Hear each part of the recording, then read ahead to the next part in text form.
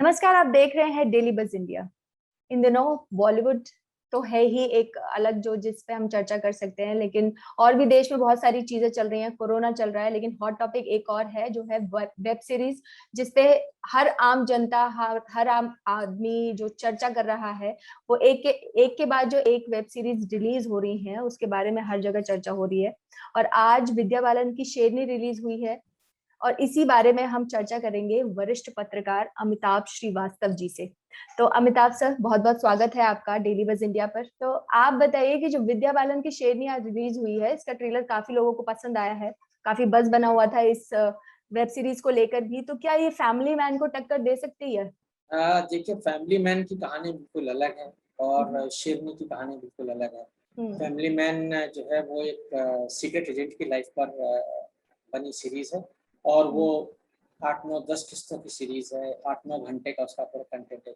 शेरनी एक फ़िल्म है जो लगभग सवा 2 घंटे की फ़िल्म है और इसकी कहानी जो है वो एक शेरनी को कहना चाहिए कि बचाने या हम्म। और उसके बहाने, शेरनी के बहाने जंगल और इंसान के रिश्तों को एक्सप्लोर करने की कहानी है, जो बहुत ही खूबसूरती से कही गई है। विद्या बालन ने बहुत शानदार काम किया है। ये फ़िल्म जो है वो अपने ढंग की एकदम अनोखी फ़िल्म है। पर्यावरण संरक्षण की जो बातें होती हैं, उसको देखते हुए उस ये जो फ़िल्म है उसमें इसका अपना एक बहुत एक कहना चाहिए बड़ा एक अलग तरह का इसमें एक मुहावरा डेवलप किया है। इसका जो एक संवाद है, वो संवाद एक गाँव का लड़का कहता है कि टाइगर है तो हम्म। जंगल है तभी बारिश है, बारिश और है। बारिश है तो पानी है, और पानी पानी है है तो तो इंसान है, इंसान यानी है। हम हैं। तो हम्म। ये इतने सरल और इतने आसान शब्दों में इतनी गहरी बात यानी पर्यावरण संरक्षण यानी इंसान के अपने अस्तित्व हम्म। की बात जो है वो एक फिल्मकार ने कही है, जो अपने आप में बहुत ही बड़ी बात है, बहुत महत्वपूर्ण बात है और हम्म। फिल्मकार की सोच को सलाम करना चाहिए। अमित मासुरकर जो इस फिल्म के निर्देशक हैं, हम्म। उन्होंने इससे पहले न्यूटन नाम की एक फिल्म बनाई थी। न्यूटन हाँ, राजकुमार राव उस फिल्म में राजकुमार थे, राव की। राजकुमार। और अगर आपको ध्यान हो तो वो फ़िल्म जो है वो चुनाव प्रक्रिया के बारे में थी और चुनाव हम्म। प्रक्रिया में कैसे आप जो है गाँव के लोगों को जोड़ें, जो लोग हम्म। हाशिए पर रहते हैं। इस फ़िल्म हम्म। में ये दिखाया है कि एक एक महिला फॉरेस्ट ऑफिसर है, विद्या बालन जिसका रोल प्ले कर रही हैं, हम्म। वो कैसे एक गाँव में जब एक शेरनी यानी एक एक टाइगर जो मादा टाइगर जो है वो आदमखोर हो जाती है, हम्म। तो वो उस आदमखोर बाघिन को पकड़ने का जो पूरा प्रोजेक्ट है, हम्म। उस प्रोजेक्ट के बहाने हम ये देखते हैं कि किस तरह से जंगल के इंसान से रिश्ते हम्म। और एक सरकारी जो लाल फीताशाही है, बाबूगिरी है हम्म। पर्यावरण संरक्षण के नाम पर, और कैसे राजनीति हो रही है। वो हम्म। पूरा का पूरा जो एक सिस्टम का चेहरा है, अमित मासुरकर ने बहुत अच्छे ढंग से दिखाया है। उसमें एक शिकारी है जो कहता है अपने आप को कंजर्वेशनिस्ट, है ना? हम्म। जो पिंटू भैया हम्म। जिसका किरदार शरद सक्सेना ने निभाया है, तो हम्म। वो कहता है कि साहब मुझे किसी प्लान की ज़रूरत नहीं है। जब उससे पूछा जाता है कि भाई आपके पास क्या प्लान है हम्म। शेरनी को पकड़ने का, हम्म। तो वो कहते हैं कि हमें किसी प्लान की ज़रूरत नहीं, सब कुछ मेरे दिमाग में छपा हुआ है और बस मैं उसकी आँखों में आँखें डालकर देखता हूँ और मुझे पता चल जाता है कि वो आदमखोर है कि नहीं। तो विद्या बालन फिर उस पे व्यंग कसती है, तो हम लोग ऐसा करते हैं कि उसकी कुंडली बनवा लेते हैं शेरनी की, और कुंडली में देख लेंगे कि उसका टाइम देख लेंगे वो कब आने जाने वाली है, तो जब आप उसकी आंखों में आंखें डालकर देख लीजिएगा फिर सारा काम आसान हो जाएगा। लेकिन हम्म। क्या है कि इस फिल्म के बहाने दरअसल जो इस फिल्म की इम्पोर्टेंस है वो इस बारे में है कि ये हमारे आपके मौजूदा जो हमारा जीवन है, जो हमारा हम्म। इनफैक्ट एग्जिस्टेंस का सवाल है, हम्म। अस्तित्व का सवाल है, हम्म। उन सवालों को बहुत खामोशी से उठाती है। इसमें कोई नारेबाजी नहीं है, कोई हाँ। तामझाम नहीं है, कोई हीरोगिरी नहीं है हम्म। ना? कोई ऐसा भी नहीं है कि किसी हाँ। तरह का कोई नहीं, वैसे भी। आइडियोलॉजिकल कॉन्फ्लिक्ट दिखाया हो। तो हाँ। लेकिन ये कि उसके बावजूद निर्देशक जो है वो सारे सवाल उठाता है। आप हम्म। देखिए कि इस फ़िल्म की जो प्रमुख किरदार है वो एक महिला है, हाँ। महिला फॉरेस्ट ऑफिसर है और वो माइनॉरिटी कम्युनिटी से, ईसाई, हम्म। विद्या अच्छा। विंसेंट उसका नाम है, वो मलयाली ईसाई ओ। है हम्म। और उसने एक हिंदू व्यक्ति से शादी की है। हम्म। और उस महिला का इत्तेफाकन जो जंगल में जो सबसे कहना चाहिए विश्वस्त सहयोगी बनता है, वो हम्म। भी एक अल्पसंख्यक समुदाय का व्यक्ति है जिसका नाम है हुसैन नूरानी। जिसका किरदार विजय राज ने अदा किया है। तो एक आप ये भी देख सकते हैं कि इसमें निर्देशक ने बड़ी चतुराई से और बड़ी समझदारी से मतलब अपने पात्रों का जो उनकी पृष्ठभूमि है उसका चुनाव किया है। लेकिन एक बात ये भी ध्यान देने की है कि वो महिला जो है अल्पसंख्यक समुदाय की और वो जो मुस्लिम किरदार है वो दोनों इसलिए कोई मतलब महत्वपूर्ण नहीं है कि वो किस समुदाय से आते हैं। यानी एक मुसलमान है तो मुसलमान होने की वजह से वो उसकी कोई इम्पोर्टेंस नहीं है, इसी तरह से ईसाई होने की वजह से उसकी कोई इम्पोर्टेंस नहीं है।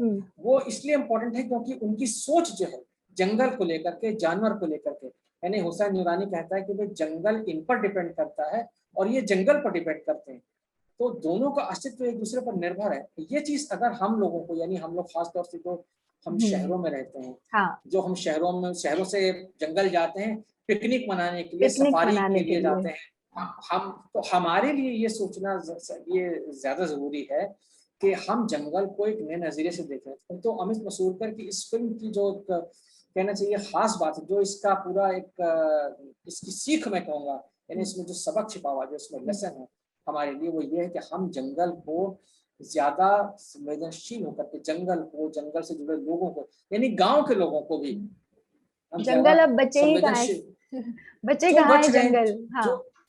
जो इनफैक्ट जो बच रहे हैं वो जंगल के आसपास जुड़े हुए लोगों की वजह से बच रहे हैं। इस फिल्म की कहानी यही है कि वो एक शेरनी जब वो टाइगर है वो आदमखोर हो जाती है तो गांव के लोग परेशान होते हैं कि भाई ये हमारे लोगों को मार रही है, हमारे जानवर उठाए जा रही है और हमारे आदमियों को मार रही है। तो जो स्थानीय नेता होते हैं, एक विधायक जो मौजूदा विधायक है और एक जो भूतपूर्व विधायक है, दोनों अपनी अपनी राजनीति करके गांव के लोगों को भड़काने की कोशिश करते हैं। वन विभाग के लोग जो है वो शेरनी को जिंदा पकड़ना चाहते हैं ताकि वो उसको जिंदा पकड़ के टाइगर रिजर्व में छोड़ दें, क्योंकि आप जानती हैं कि हमारे यहाँ सेफ टाइगर प्रोजेक्ट चल रहा है, तो आप उसकी हत्या नहीं कर सकते, आप उसका शिकार नहीं कर सकते, इलीगल है। लेकिन इलीगल है, लेकिन एक शिकारी को ले आया जाता है। वो शिकारी जो है और वो वन विभाग के अधिकारियों की मदद से वो अल्टीमेटली दिखाते हैं कि वो उस मादा बाघिन को मार गिराता है, वो उसको गोली मार देता है और गोली मारने के बाद जो है वो उसको उस पर जो है वो कहना चाहिए कि जो नशे की गोली होती है वो इस्तेमाल करता है उसको तरीके से, तो उसको पकड़ लेते हैं लोग, उसकी इस चालबाजी को विद्या बालन और उसके सहयोगी पकड़ लेते हैं, लेकिन उसको चूंकि संरक्षण प्राप्त है उसके सीनियर्स का, जो विभाग के सीनियर्स है और मंत्री का, तो उस आदमी का कुछ नहीं बिगड़ता है। हालांकि होता क्या है कि किसी न किसी तरीके से गांव वालों की संवेदनशीलता और सूझबूझ की वजह से उस शेरनी के जो दो बच्चे होते हैं, जो जिनको कि वो शिकारी मार डालना चाहता है दरअसल, तो वो उनको बचा लेते हैं। तो फिल्म की जो सीख है वो यही है कि वो उसकी नस्ल को एक तरीके से देखा जाए तो टाइगर की जो नस्ल है उसको बचा लेती है, दो मासूम बच्चों को बचा लेती है। और इसके बहाने आप ये देख सकते हैं कि जो गांव के लोग हैं वो दरअसल ज्यादा संवेदनशील हैं, बावजूद इसके कि वो उन जंगलों में रह रहे हैं। हुआ क्या है कि जो जानवर के इलाके से उन जगहों पर आदमियों ने, यानी इंसानों ने अपने विकास की जो कहना चाहिए नए नए प्रोजेक्ट है उनको शुरू कर दिया। जैसे कि वहाँ इस फिल्म में भी दिखाया गया कि जंगल के बीच में जो है वो कॉपर माइनिंग हो रही है ना, और सागौन के पेड़ लगवा दिए गए क्योंकि वृक्षारोपण का एक लक्ष्य है, तो सागौन के पेड़ लगवा दिए गए। और विद्या बालन का एक सहयोगी इस फिल्म में दिखाया, वो कहता भी है कि देखो फॉरेस्ट डिपार्टमेंट जो है वो अंग्रेजों के जमाने की देन है, यानी उनकी देन है, तो अंग्रेजों की तरह ही सोचना चाहिए, आप अच्छा रेवेन्यू लाइए और अगर ऑफिसर खुश हो गया। वैसे भी सिनेमा को समाज का आईना कहा जाता है, तो आपको क्या लगता है कि इस फिल्म को देखने के बाद कोई समाज में फर्क पड़ेगा, जंगलों के को देखने का नजरिया बदलेगा? देखिए मैं ये तो नहीं कह सकता कि बदलेगा या नहीं बदलेगा, लेकिन कुछ लोग अगर इस फिल्म की जो कहना चाहिए टोन है या जो इस फिल्म में फिल्म निर्देशक ने कहने की कोशिश की है, अगर उससे कुछ लोग प्रभावित होते हैं और कम से कम इतना ही उनका मतलब कहना चाहिए सोच बदलता है कि नहीं जंगलों को, जंगल से जुड़े लोगों को एक संवेदनशील दृष्टि से देखना शुरू करें और उनको किसी भी दृष्टि से ये ना सोचें कि हम बेहतर है और वो कमतर है। अभी तक क्या होता है कि हम लोग जो शहरों में रहते हैं हम सोचते हैं कि हम विकसित हैं, हम डेवलप्ड लोग हैं, हम ज्यादा पढ़े लिखे लोग हैं, सभ्य लोग गाँव के लोग हैं, हाँ सभ्य लोग हैं, वो जंगल के लोग हैं, इनको क्या मालूम है। तो वो जो है हम अपने आप को, हम जाते हैं जीप में बैठ करके और वहाँ गांव में घूम घाम के टाइगर रिजर्व में और घूम घाम करके लौट आते हैं। हम सोचते हैं कि हमने जो है वो, और हम सोचते हैं कि हम जो है जंगल को बचा रहे हैं और पेड़ लगा करके यहाँ शहरों में, जबकि हकीकत में जो जंगल के लोग हैं वो ये जानते हैं कि नहीं कैसे हमें, उनकी इम्पोर्टेंस क्योंकि उसमें, जानते हैं एक्चुअली। हाँ उसमें देखिए फिल्म के संवाद बहुत अच्छे हैं। उसमें हाँ, एक जगह एक गांव वाला फॉरेस्ट ऑफिसर से कहता है कि अगर आप 100 दफा जंगल में जाओगे तो हो सकता है एक बार आपको टाइगर कभी दिख जाए, दिख जाए। लेकिन इतना तो तय है कि टाइगर ने आपको 99 बार देख लिया होगा।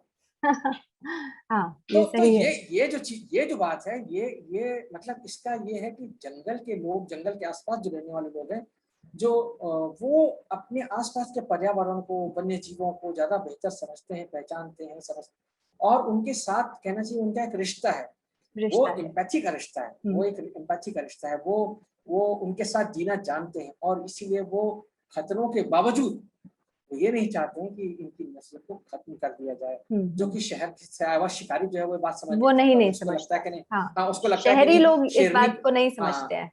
जो शिकारी का किरदार है उसमें वो शरद सेना कहते हैं कि नहीं भाई ये जो इसके बच्चे हैं वो भी आदमखोर निकलेंगे, मुझे मालूम है, तो इनको भी हाँ, मार देना चाहिए। तो हाँ। ये जो बात है ना कि आप, यानी इंसान जो है वो जानवरों की नस्ल को खत्म करने में लगा हुआ है, क्योंकि इंसान जो है वो जानवरों से अभी एक संवेदनशीलता का रिश्ता नहीं कायम कर पाया है। तो ये असली बात है, ये इस फिल्म का एक संदेश है। इस संदेश को अगर हम ग्रहण कर पाते हैं तो तो मेरे बहुत ख्याल ये अच्छी फिल्म बात अपने होगी। मकसद, बहुत अच्छी बात होगी। और फिल्मकार के तौर पर ये अमित मसूरकर की सफलता है, उनकी पूरी टीम की सफलता है।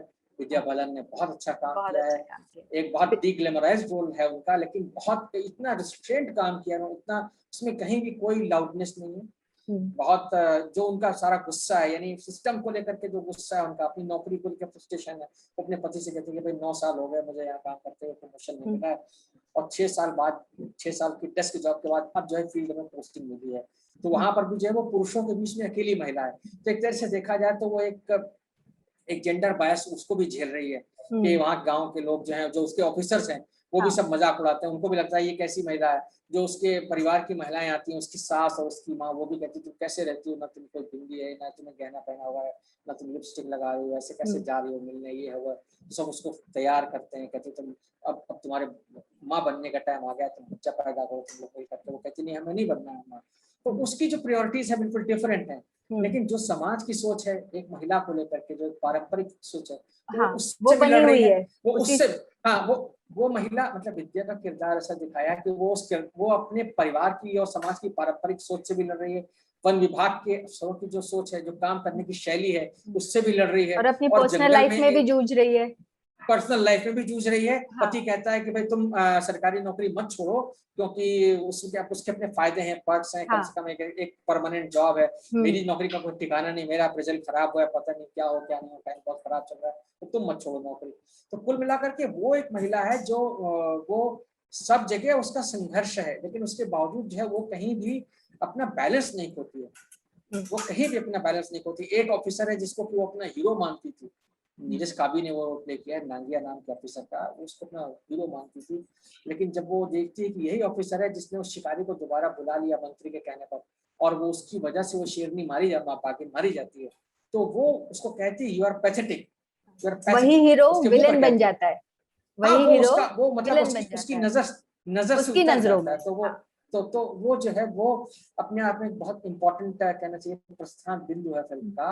जब उसको लगता है कि नहीं ये मेरा, इस ऑफिसर को मैंने क्या सोचा था, क्या निकला, फिर वो नौकरी से मतलब वो इस्तीफा देने लगती है, उसको तबादला देकर हटा के भेज दिया जाता है। तो फिल्म जहाँ खत्म होती है वहां हम ये देखते हैं कि शेरनी के बच्चे जो है वो असल में बचा लिए गए। यानी एक तरह से देखा जाए तो विद्या बालन और वो जो विजय राज का किरदार है, और जो गाँव वाले हैं कुछ, है ना, वो मिल करके कम से कम एक नस्ल को एक आगे बढ़ाने का काम करते हैं। काम तो ये कर। पॉजिटिव नोट पर जाकर खत्म होती है फिल्म। तो फिल्म का संदेश जैसा मैंने पहले बताया वो यही है कि आप अगर अपने पर्यावरण से एक संवेदनशील रिश्ता और जोड़ के रखेंगे। हाँ, सकारात्मक रिश्ता जोड़ के रखने की सकारात्मक कोशिश रिश्ता। करते हैं, है ना, हाँ, तो वो आपको अंततः फायदा पहुंचाता है। क्योंकि फायदा। अगर आपकी इकोलॉजी बैलेंस रहेगी, जैसा कि आजकल हम लोग शहरों में देख रहे हैं कि आपके लिए साफ हवा, साफ पानी जो है वो मुहैया नहीं है। हम साफ हवा के लिए लड़ रहे हैं, है ना, हाँ। पानी नहीं, बारिश नहीं होती। तो जो गांव का लड़का कहता है कि सब जंगल है तो बारिश है, टाइगर है हाँ, तो जंगल है तभी बारिश है, और बारिश बारिश है है तो पानी है, और पानी है तो पानी है तो इंसान। इंसान है। तो ये जो बात है ये बहुत बड़ी बात है। आप बड़े बड़े सेमिनार्स करते हैं और उसमें लोग बड़े बड़े पेपर पढ़ते हैं, उसके बाद इस तरह की बातें निकल करके आती हैं, लेकिन एक संवाद में फिल्मकार ने ये पूरी बात कह दी है, जो कि एक निचोड़ है फिल्म का। ये अपने आप में बहुत बड़ी बात है। ये इस लिहाज से ये फिल्म जो है वो मुझे लगता है ये बहुत इम्पोर्टेंट फिल्म है, और इसको जरूर देखा लोग जाना पसंद चाहिए। एक करेंगे। और, हाँ, एक और बात है जो मतलब मुझे लगता है ओटीटी कंटेंट के संदर्भ में मैं कहना चाहूंगा कि आजकल जो वेब सीरीज आ रही है या जो बहुत सारी फिल्में भी आ रही हैं, तो उनमें हम देखते हैं ढेर सारी वायलेंस होती है, बहुत न्यूडिटी है, हाँ, बहुत वल्गैरिटी का कंटेंट है, वल्गैरिटी भी होती है वेब सीरीज। हाँ। एब्यूसिव लैंग्वेज है ना। तो आप कई बार जो है वो परिवार घर में होते हुए भी आप परिवार के साथ देखने में सहज नहीं महसूस हाँ, करते, या देख नहीं सकते आप क्योंकि उसको, है ना। आजकल बहुत कम ही फिल्में ऐसी बन रही हैं, कम ही ऐसी वेब सीरीज हैं जिसमें आप अपने पूरे परिवार के साथ उसको साथ में बैठ के देख सकते हैं।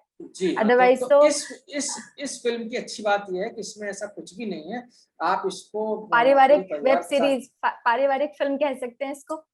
हाँ, पारिवारिक फिल्म है, बिल्कुल परिवार के साथ बैठ के देखना चाहिए, क्योंकि हम्म, इसमें एक कहानी तो एक जंगल की है, जानवर की है, इंसान की है, लेकिन ये वो कोई हाथी मेरे साथी जैसी फिल्म नहीं है जिसमें हाँ। गाने हैं या कोई रोमांस, ऐसा कुछ भी नहीं है। लेकिन हाँ, फिर भी ये कहानी कहती है कि कैसे आप एक पूरे अपने माहौल के साथ एक रिश्ता बना करके एक संतुलित जो कहना चाहिए हाँ, परिस्थिति जिसको हम लोग एक इकोलॉजी रिलेशन कहते बना हैं, के चले तो एक वो बना ये करके जी फायदेमंद सकते हैं। होगा। अच्छा, तो जी। वही अब 2 हफ्ते हो गए फैमिली मैन को भी रिलीज हुए, तो क्या आपको लगता है कि इस इन सब के बीच में विद्या बालन की जो शेरनी आई वो अपनी जगह बना पाएगी? क्योंकि फैमिली मैन का इतना बज़ है, लोग इसके बारे में इतनी बात कर चुके हैं और बहुत ही कम लोग होंगे जिन्होंने ये फैमिली मैन नहीं देखी होगी। तो कैसे ये शेरनी अपनी यहाँ पर जगह बनाएगी?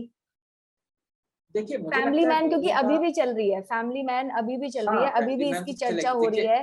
पार्ट 1 और पार्ट 2 आपने दोनों ही देखे होंगे।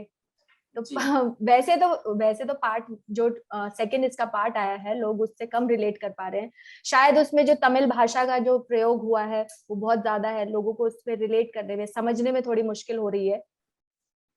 ऐसा पॉपुलैरिटी तो सेकंड पार्ट की वजह से ही बढ़ी है, क्योंकि सेकंड पार्ट अभी फर्स्ट जो अभी पार्ट आया के है, ताजा आया की है। सक्सेस की वजह से सेकंड पार्ट जो सक्सेसफुल हुआ है, डेफिनेटली। ये कहना और गलत नहीं चूंकि होगा, नहीं, बिल्कुल सही है, है फर्स्ट ना? पार्ट की सक्सेस की वजह से लोगों की दिलचस्पी बनी है सेकंड पार्ट को देखने में भी। हम्म। और उसकी वजह यही है कि जो पहला पार्ट आया था वो एक साल भर पहले आया था, और हमने देखा था कि कैसे एक जो 2019 किरदार में है, रिलीज हुआ था पहला पार्ट। जी, तो कैसे कैसे एक किरदार जो कि दरअसल एक आम आदमी का किरदार है, जो सीरीज का नाम है दरअसल वही उसकी द सबसे बड़ी फैमिली मैन, सफलता, हाँ, जो सीरीज या का नाम उसके है जो कहना वही चाहिए। वही रिलेट कर रहा है। हाँ, आम जनता उससे जी जी इतना जुड़ाव जी। महसूस कर रही है कि ना चाहते हुए भी उसे देखने की इच्छा जाहिर कर रहे हैं लोग, कि हाँ, फैमिली उसका मैन देखनी कारण है। लोग कारण चाहे ये उसके है। डायलॉग हो जो आम जनता अपनी रोजमर्रा की जिंदगी में बोलते हैं। एक एक जो उसका आप सेकंड पार्ट का जो डायलॉग है कि सच सब जानना चाहते हैं लेकिन सच से जुड़ा रहना कोई नहीं चाहता है, इस तरह का एक डायलॉग है बड़ा फेमस। तो हाँ, देखिए डायलॉग भी बड़े बड़े ऐसे हैं जो हम रोजमर्रा की लाइफ में यूज करते हैं, जो आम जनता जिससे बहुत इजीली कनेक्ट कर लेती है। तो शायद जो फैमिली मैन की जो सक्सेस है उसका एक बड़ा पार्ट ये भी हो सकता है कि उसके डायलॉग ऐसे हैं, या फिर बिल्कुल ही आम नागरिक की तरह उन्होंने इसमें एक्ट किया है। मनोज वाजपेयी तो बहुत ही बेहतरीन कलाकार हैं, उनकी अदाकारी हमेशा लगते नहीं कि वो एक्टिंग कर रहे हैं, वो जिस भी किरदार में घुसते हैं वो ऐसे लगता है कि वो उन्हीं की लाइफ है। देखिए जैसा मैं कह रहा था कि इस सीरीज की जो खास बात है, सबसे खास बात तो ये है कि इसका टाइटल जो है द फैमिली मैन है। हम्म। तो पहले मतलब फैमिली मैन, और वो एक सीक्रेट एजेंट है। हम्म। तो ये बात लोगों को थोड़ा देर से मतलब रिलेट करती है, और यही उसकी दिलचस्पी की वजह है कि वो एक आम भारतीय मध्यवर्गीय व्यक्ति जैसा है, जो कि सीक्रेट एजेंट है श्रीकांत तिवारी।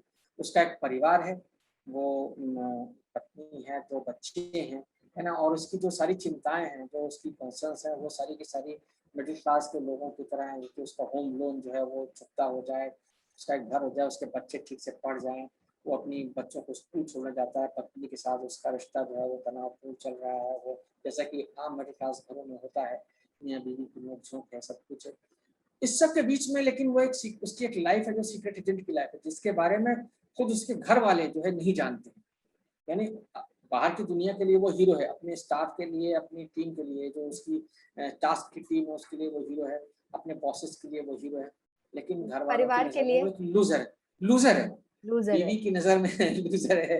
बच्चे उसको जो है वो जब वो अपने बच्चों को कार से स्कूल छोड़ने जाता है तो उसके बच्चे कहते हैं नहीं, नहीं गेट तक नहीं आना तुम, मतलब क्यों, उनको लगता है कि उनकी छोटी कार है हमारे पास और स्टेटस का मामला आगा हो जाएगा। एक तो शर्म महसूस वो करते बेचारा हैं। हाँ, शर्म महसूस करते हैं। हुँ, तो जो सीरीज़ की सबसे ख़ास बात है वो ये है कि वो आदमी तमाम कहना चाहिए कि इस तरह के मध्यवर्गीय मसलों से जूझ रहा है, लेकिन साथ-साथ में वो देश की सुरक्षा को लेकर के एक कहना चाहिए उसका एक बहुत सक्रिय हुँ। सक्रिय भूमिका देश समर्पण की है, सुरक्षा में एक समर्पण दिखता है। समर्पण है। और वो इसलिए क्योंकि वो एक कहना चाहिए कि देश का जहाँ जहाँ मामला आता है, जहाँ सुरक्षा का मामला आता है, वहाँ उसके लिए कोई भी चीज़ मायने नहीं रखती। जो आज की तारीख में हमारे देश का माहौल है, हुँ, इसमें जो सोशियो पॉलिटिकल माहौल है, उसमें जो राष्ट्रवाद की बात होती है, देशभक्ति की बात होती है, उसको देखते हुए ये सीरीज़ जो है कहीं न कहीं उन भावनाओं को टच करती है, इसलिए ये सीरीज़ बहुत लोकप्रिय हो रही है। पहले सीज़न में हमने देखा था कि कहानी जो है वो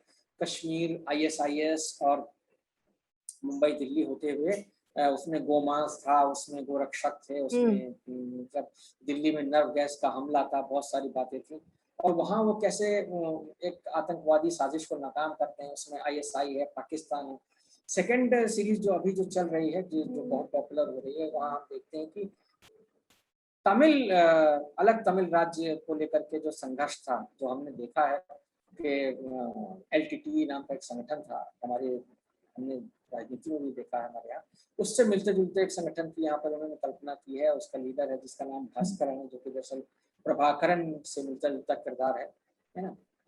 तो वो जो है वो प्रधानमंत्री जो भारत के प्रधानमंत्री हैं और श्रीलंका के प्रधानमंत्री हैं, उनके बीच में बातचीत होने वाली है। उसमें वो हमला करने की योजना बनाते हैं और उस योजना को कैसे मनोज वाजपेयी और उनकी टीम नाकाम करती है और उस नाकाम करने के बीच में कैसे एक श्रीलंका एक जो आत्मघाती आतंकवादी है जिसका कि रोल समंता पिनेनी ने प्ले किया है हुँ। दूसरी उसके सीरीज में, उस समानता दक्षिण के भारत की अभिनेत्री।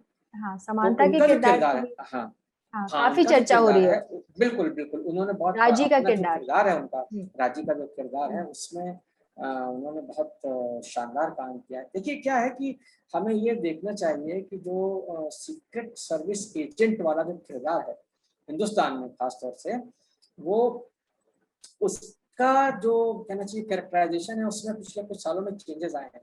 अगर आप ध्यान दें तो पिछले कुछ सालों में जिस तरह की फ़िल्में आई हैं, जैसे कि अभी वो आलिया भट्ट की एक फ़िल्म आई थी, राज़ी, राज़ी। है ना? जिसमें हुँ, उन्होंने सीक्रेट एजेंट का जो सीक्रेट एजेंट किरदार का रोल निभाया प्ले था, किया था, जो पाकिस्तान तक चली जाती हैं, पाकिस्तान चली शादी कर जाती है। लेती हैं और हाँ, मतलब किस तरह से देश के लिए फिर वो काम वो करती हैं। इतनी हमने वतन परस्त होती है कि हाँ, हाँ, जी वो हाँ, बिल्कुल। हाँ। तो तापसी पन्नू का किरदार था नाम शबाना में, है ना? हुँ, हमने एजेंट विनोद एक फ़िल्म आई थी जिसमें सैफ अली खान और सैफ करीना अली खान, थे, करीना कपूर, करीना थे। हाँ। उससे पहले जो हम देखते थे सैफ और ये क्या नाम है कि अक्षय कुमार की फ़िल्म आई थी बेबी, बेबी, बेबी बेबी। नाम से, हुँ, है ना?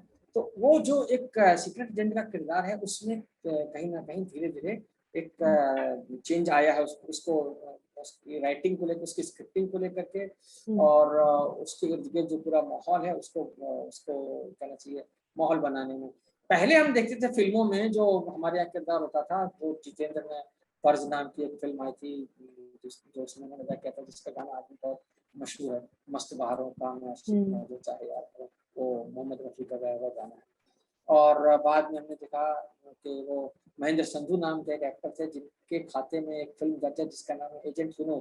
तो वो एजेंट विनोद, हाँ, वो पुरानी एजेंट वाली। विनोद हाँ, पुरानी वाली एग्ज़ैक्टली। हाँ, और मिथुन चक्रवर्ती ने अपने करियर के शुरुआती दौर में मृगया से जब वो मृज्ञा निकले से। थे, तो नेशनल उसके अवार्ड भी बाद मिला था उनको उसके लिए। उन्होंने सुरक्षा नाम की एक फ़िल्म की थी जिसमें उनके कैरेक्टर का नाम था गन मास्टर जी9, है ना? हुँ, तो वो जो दौर था वो हमारे यहाँ जेम्स बॉन्ड से प्रभावित सीक्रेट एजेंट्स जो है वो उस तरह के कैरेक्टर गढ़े जाते थे। तब हुँ, जो सीक्रेट एजेंट होता था, वो जेम्स बॉन्ड टाइप होता था कि जो कि मतलब वो सिंगल हैंडेडली, यानी अकेले दम पर वो सब काम करता था, और वो रोमांस करता था, फाइट करता था, और वो एक खलनायक को जो है वो नेस्तनाबूद कर देता था।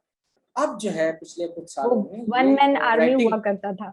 हाँ, हमारा तो वो हमारा जो जो जो फैमिली मैन की खासियत है वो ये कि ये कोई जेम्स बॉन्ड जैसा कैरेक्टर नहीं है।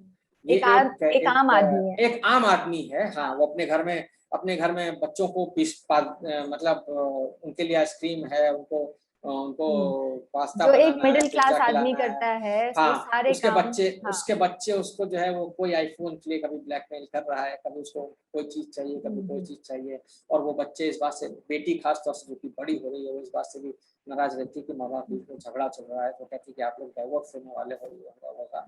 तो बहुत सारी बातें हैं जो उसके किरदार को कहीं ना कहीं एक बहुत नॉर्मल सा एक मिडिल क्लास आदमी बनाती हाँ, है। कि लोग उससे जुड़ाव महसूस करते हैं। हाँ, लेकिन वो आम आदमी से किस तरह अलग है, ये उसकी जिंदगी का एक दूसरा जो उसका जो दूसरा चेहरा है, सीक्रेट एजेंट वाला, है ना, जहाँ पर कि वो मतलब फाइट कर रहा है, जब वो साउथ में जाकर के आतंकवादियों की पूरी साजिश को नाकाम करता है, जहाँ उसको वो बमबारी के बीच में पिस्तौल मतलब गोलियां चला रहा है, अपने साथियों को, उसका एक साथी मारा भी जाता है, बहुत अफसोस भी होता है।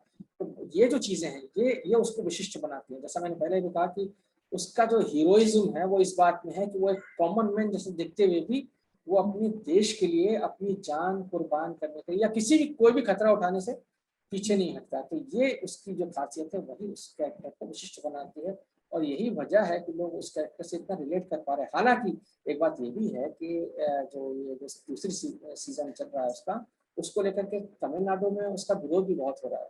क्यों? क्योंकि ऐसा लग रहा है कि जो वहाँ के लोग हैं, खासतौर से तमिलनाडु की सरकार ने, केंद्र सरकार के सूचना प्रसारण मंत्री जो हैं जावड़ेकर साहब, उनको चिट्ठी भी लिखी थी कि इसका प्रसारण रोका जाए, क्योंकि उनको लग रहा था इसमें तमिल लोगों की जो भावनाएं हैं वो आहत हो रही हैं, उनको कुछ अलग अलग तरीके से दिखाया गया। तो वहाँ के कुछ संगठनों ने इस पर ऐतराज जताया, फिल्मकार हैं भारती राजा, उनका भी लेटर वैसे आया ये था बहुत सामने आम हो गया है आजकल, किसी भी वेब सीरीज का या फिल्मों का विरोध करना, कहीं ना कहीं कोई ना कोई संस्था आहत हो ही जाती है जो इसका विरोध करना शुरू कर देते हैं।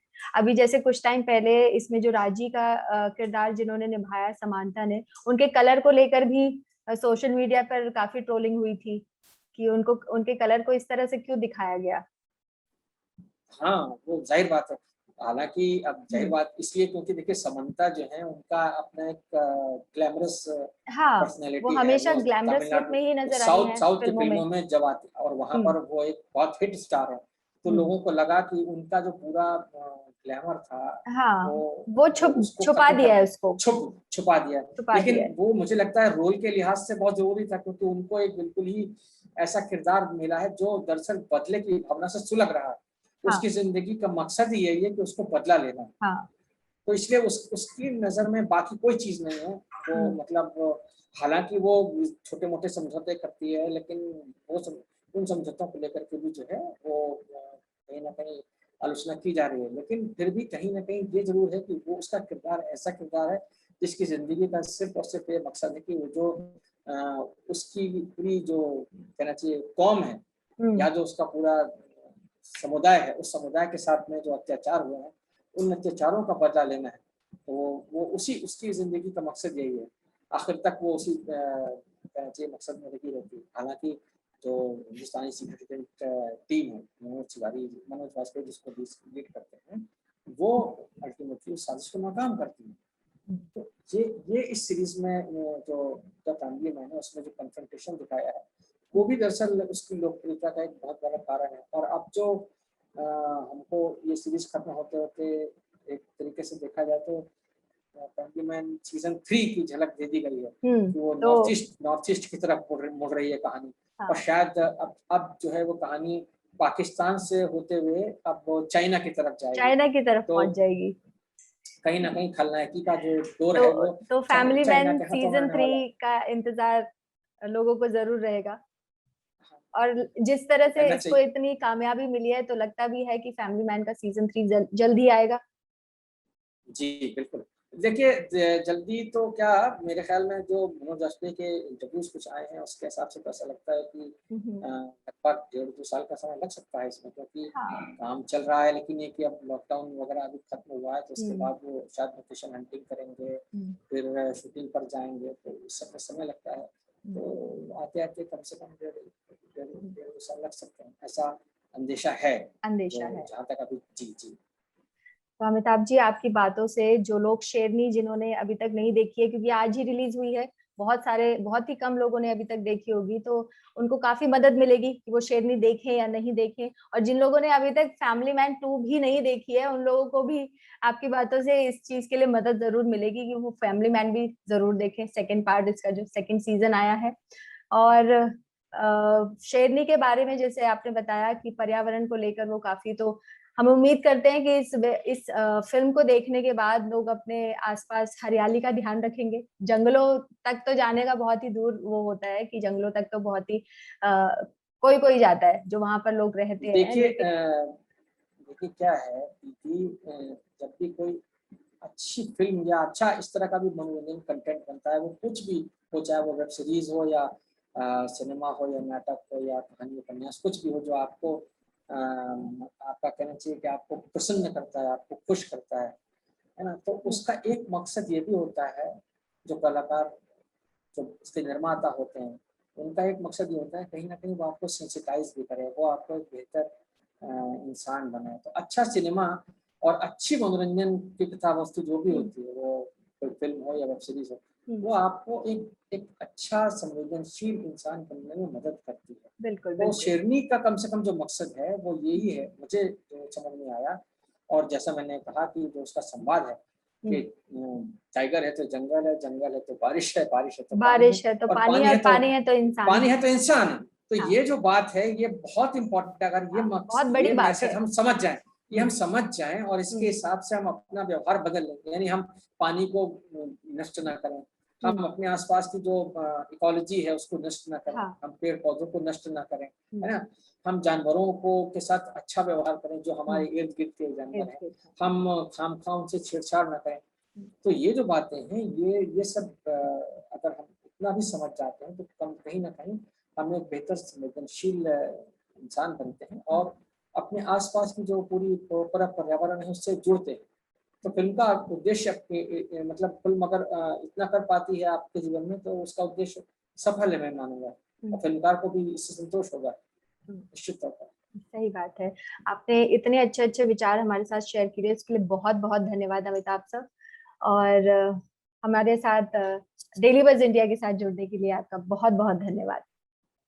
बहुत बहुत धन्यवाद आपका इस थैंक यू। कार्यक्रम में मुझे शामिल करने का, बहुत बहुत शुक्रिया। शुक्रिया।